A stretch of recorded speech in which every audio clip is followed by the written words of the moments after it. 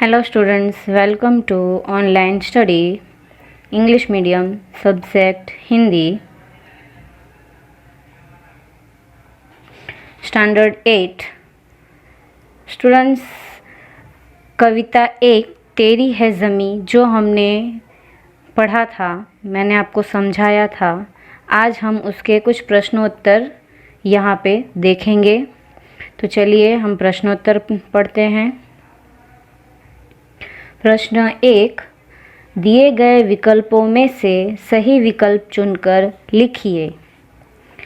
जिसका नंबर 1 है, हम दुनिया में खाली जगह की मर्जी से आए हैं।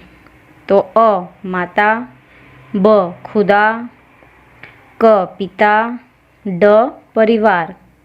जिसका उत्तर है ब खुदा। दूसरा नंबर, हमें खुदा की खाली जगह से शरीर और प्राण मिले हैं। जिसके ऑप्शन है अ रहमत, ब हिम्मत, के मेहनत, ड किस्मत। जिसका उत्तर है अ रहमत। नंबर 3, कवि चाहता है कि खुदा हम सब पर अपनी खाली जगह रखे। जिसके ऑप्शन है अ खबर, ब नज़र, क डगर, ड दुआ। जिसका उत्तर है ब नज़र।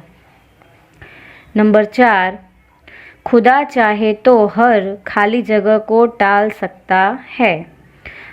जिसके ऑप्शन है अ मन्नत, ब आफत, क दावत, ड किस्मत। जिसका उत्तर है ब आफत। प्रश्न 2, रिक्त स्थानों की पूर्ति कीजिए।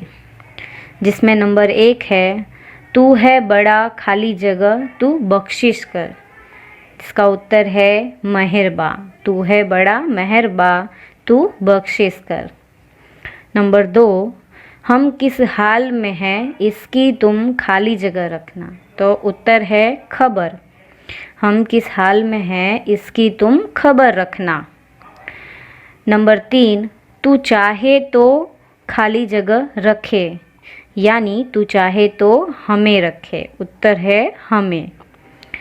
नंबर 4, तेरे आगे झुका के खाली जगह हम खड़े हैं। उत्तर है सर, यानी तेरे आगे झुका के सर हम खड़े हैं। प्रश्न 3, सही वाक्यांश चुनकर विधानों को पूर्ण कीजिए। जिसमें नंबर 1 है, ईश्वर हमारे गुनाहों को माफ़ कर देता है क्योंकि अ हमारे गुनाहों को वह अपने गुनाह मान लेता है, ब वह बड़ा मेहरबान यानी दयालु है, क वह हमारा मालिक है। तो जिसका उत्तर है ब वह बड़ा मेहरबान यानी दयालु है। नंबर 2, हम ईश्वर के सामने सिर झुकाकर खड़े हैं क्योंकि अ ऐसा न करने पर वह हमें सजा देगा, ब वह सर्वशक्तिमान है, क हमें ऐसा करना सिखाया गया है। जिसका उत्तर है ब वह सर्वशक्तिमान है। प्रश्न 4, निम्नलिखित प्रश्नों के उत्तर एक एक वाक्य में लिखिए। नंबर 1, कवि ईश्वर से बख्शने के लिए क्यों कहते हैं। उत्तर, कवि ईश्वर से अपने गुनाहों को बख्शने अर्थात क्षमा करने के लिए कहते हैं। नंबर 2, ईश्वर से हमें क्या क्या मिला है। उत्तर, ईश्वर से हमें शरीर और प्राण मिला है। नंबर 3, कवि ईश्वर के सामने कैसे खड़े हैं। उत्तर, कवि ईश्वर के सामने सिर झुकाकर खड़े हैं। नंबर 4, ईश्वर हर आफत को क्यों टाल सकता है। उत्तर, क्योंकि ईश्वर सबसे ताकतवर और सर्वशक्तिमान है। प्रश्न 5, निम्नलिखित प्रश्नों के उत्तर 2-3 वाक्य में लिखिए। कवि ने मालिक किसे कहा है? क्यों? उत्तर, कवि ने ईश्वर को मालिक कहा है क्योंकि यह धरती और आकाश उसी के हैं। उसी ने यह सारी दुनिया बनाई है। नंबर 2, आप भगवान से क्या प्रार्थना करते हैं? उत्तर, हम भगवान से यह प्रार्थना करते हैं कि वे लोगों पर अपनी कृपा दृष्टि बनाए रखें। लोग किस हाल में हैं इसकी वे हमेशा खबर लेते रहें। नंबर 3, भिन्न भिन्न धर्म के लोग प्रार्थना करने के लिए कहाँ कहाँ जाते हैं? तो उत्तर, प्रत्येक धर्म के लोग अपने अपने पूजा स्थानों में प्रार्थना करने के लिए जाते हैं। जैसे हिंदू मंदिर में, मुसलमान मस्जिद में, ईसाई चर्च में, सिख गुरुद्वारा में और पारसी अग्यारी में प्रार्थना करने के लिए जाते हैं। प्रश्न 6, निम्नलिखित प्रश्नों के उत्तर लिखिए। नंबर 1, आपके मत से सृष्टि में सर्वोपरि कौन है और क्यों? तो उत्तर, मेरे मत से सृष्टि में ईश्वर ही सर्वोपरि है क्योंकि वह सर्वशक्तिमान है। वह जिसे बचाना चाहे उसे कोई मार नहीं सकता और वह जिसे मारना चाहे उसे कोई बचा नहीं सकता। नंबर 2, कवि ईश्वर से क्या चाहते हैं? उत्तर, कवि चाहते हैं कि ईश्वर लोगों के अपराधों को क्षमा कर दे। वह हमेशा लोगों पर अपनी कृपा दृष्टि रखे। दुनिया के लोग किस हाल में हैं इसकी वह हमेशा खबर रखे और दुनिया पर आने वाली आफतों को दूर करे। नंबर 3, तू अपनी नज़र हम पर रखना, ऐसा कवि क्यों कहते हैं? उत्तर, ईश्वर की इच्छा से ही दुनिया में हमारा जन्म हुआ है। उसी की कृपा से हमें यह शरीर और प्राण मिले हैं।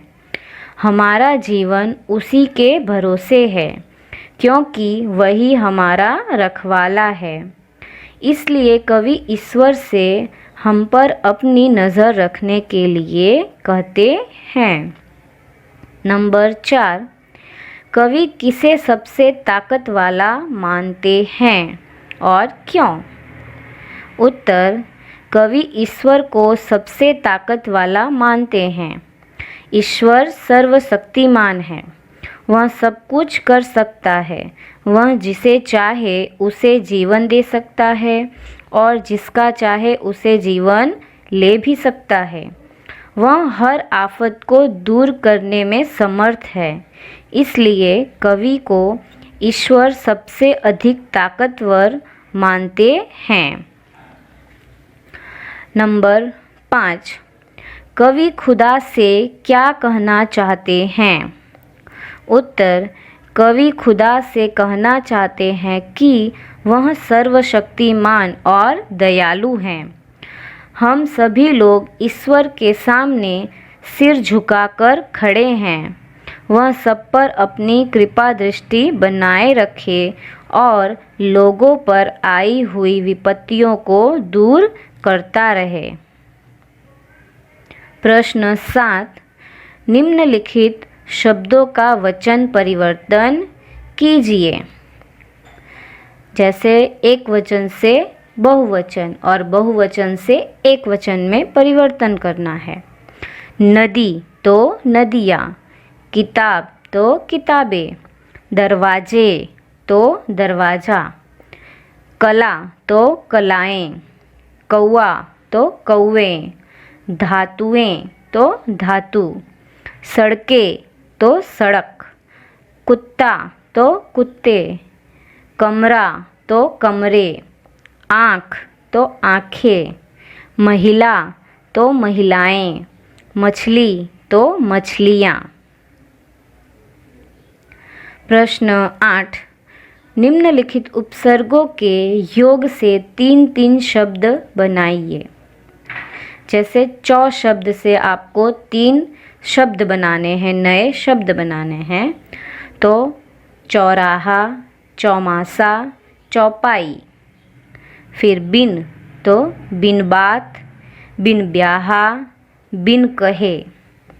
फिर पर तो परदेश, परलोक, परदादा। फिर अन तो अनपढ़, अनहोनी, अनमोल। प्रश्न 9, निम्नलिखित शब्दों में प्रयुक्त प्रत्यय ढूंढिए। तो नंबर 1 है मनुष्यता, तो मनुष्य प्लस ता, मनुष्यता। नंबर 2 धनवान, तो धन प्लस वान, धनवान। नंबर 3 रसोइया, तो रसोई प्लस इया, रसोइया। नंबर 4 इकहरा, इक प्लस हरा, इकहरा। नंबर 5 धोखेबाज, तो धोखा प्लस बाज, धोखेबाज। नंबर 6 बलवती, तो बलवत प्लस ई, बलवती। प्रश्न 10, वचन बदलकर वाक्य फिर से लिखिए। नंबर 1 मैंने कविता लिखी, तो क्या आएगा वाक्य? हमने कविताएं लिखी। नंबर 2 यह मेरी किताब है, तो ये हमारी किताबें हैं। नंबर 3 इसे लड्डू दे दो, तो इन्हें लड्डू दे दो।